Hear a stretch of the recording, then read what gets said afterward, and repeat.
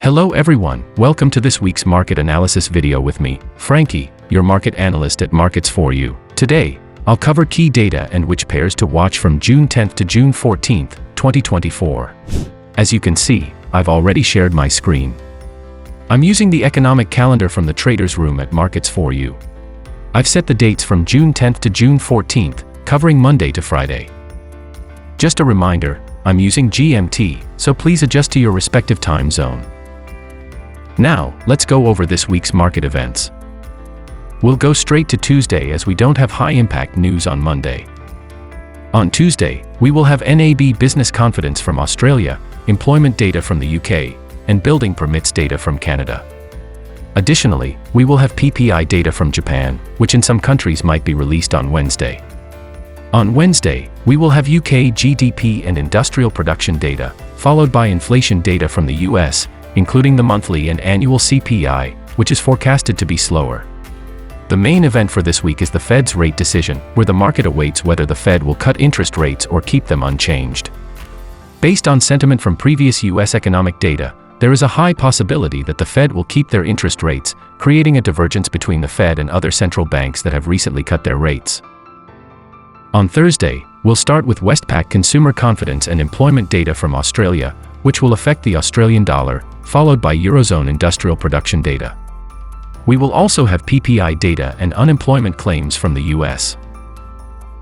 On Friday, we will have the Bank of Japan's rate decision, which the market awaits for any intervention in the Japanese yen, and end the week with Michigan consumer sentiment from the US.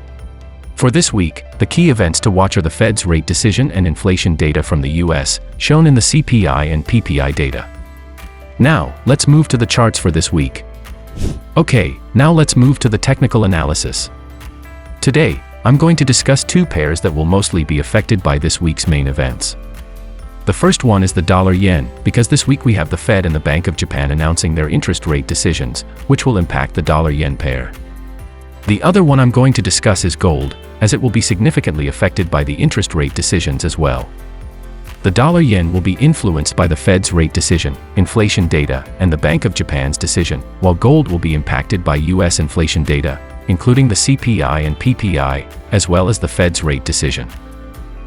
Okay, now let's open the chart. I'm going to start with the dollar-yen chart first. Here you can see that I've already opened the dollar-yen pair on the weekly chart. You can see that the dollar-yen has been consolidating after reaching an all-time high of 160.19 at the end of April on 29th. It then moved lower to 151.86 before rebounding higher. Over the past few weeks, the pair has been attempting to move higher. Last week, the US dollar was strong, resulting by the end of the week, the dollar-yen had only shown a slight decline from the opening of the week. Currently, it is trading at 156.72. I expect it to move higher because it is forming a hammer candle pattern, which is usually suggest a bullish signal. Additionally, if the Fed decides to keep the interest rates unchanged, the US dollar is likely to strengthen.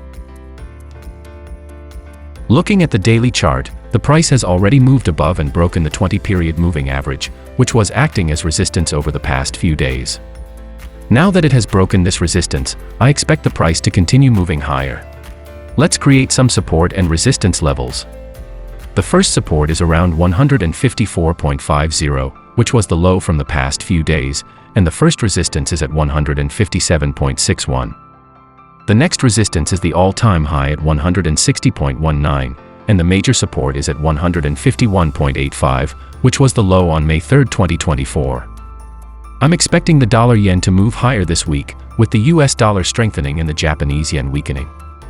However, this outlook could change if the Bank of Japan decides to intervene in the currency market, which might strengthen the Japanese yen and halt the dollar-yen's upward movement. Now let's switch to the gold chart. On the weekly chart, gold has been moving lower after reaching an all-time high on May 20, 2024. It shows that by the end of the week, the seller is trying to enter the market, suggesting further downside potential. I'm expecting gold to continue moving lower this week.